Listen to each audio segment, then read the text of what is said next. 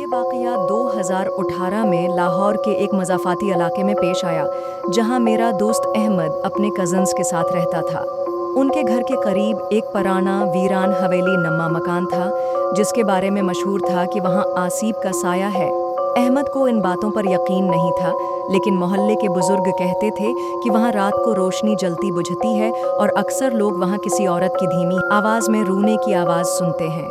कुछ लोगों ने वहां एक सफ़ेद चादर में लपटी हुई साया निमा मखलूक देखी है। एक रात अहमद और उसके दोस्तों ने हिम्मत करके उस वीरान मकान को करीब से देखने का फैसला किया। वो हाथ में टार्च लिए आहिस्ता आहिस्ता अंदर दाखिल हुए। जैसे ही उन्होंने दरवाज़ा धकीला, वो खुद ब खुद चरचराने की आवाज़ के साथ खुल गया। अंदर दाखिल होते ही उन्हें एक अजीब सी ठंडक महसूस होने लगी। वो सब एक बड़े कमरे में पहुंचे, जहां हर तरफ मिट्टी और पुरानी चीज़ें बिखरी हुई थीं। अचानक अहमद का एक दोस्त ज़ोर से चीखा, "वो देखो!" सबने मड़कर देखा तो कमरे के एक कोने में एक साया सा नजर आया, जो आहिस्ता आहिस्ता हरकत कर रहा था। अचानक एक भयानक औरत की आवाज़ सुनाई दी, "तुम यहाँ क्यों आए हो? जाओ यहाँ से!" ये सुनते ही सबके जिस्म सुन्न हो गए। अहमद ने टार्च इस तरफ की, लेकिन वहाँ कुछ नज़र नहीं आया। जैसे ही उन्होंने भागने का फैसला किया, दरवाज़ा ज़ोर से बंद हो गया, जैसे किसी ने बाहर से बंद कर दिया हो।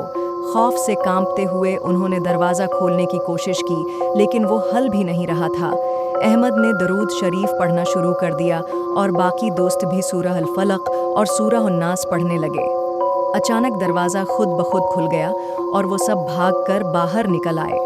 जैसे ही वो बाहर पहुंचे, उन्होंने पीछे मुड़कर देखा तो खिड़की से एक धुंधला सा चेहरा झांक रहा था, जिसकी आंखें अंगारों की तरह जल रही थीं। इस वाक़ये के बाद अहमद कई दिन तक बुखार में मुब्तला रहा और मुसलसल खौफनाक ख्वाब देखता रहा। कुछ मौलवी साहिबान को बुलाकर इस मकान में कुरान ख़वानी करवाई गई, तब जाकर हालात बेहतर हुए। आज भी वो मकान वीरान है और कोई वहाँ जाने की हिम्मत नहीं करता। जो भी गुजरता है, इस पर एक अजीब सी वहशत तारी हो जाती है। ये वाक़या हमें याद दिलाता है कि ऐसी जगहों पर जाने से पहले एहतियात करनी चाहिए और हमेशा अल्लाह का जिक्र करते रहना चाहिए, क्योंकि जन्नत का वजूद हकीकत में है।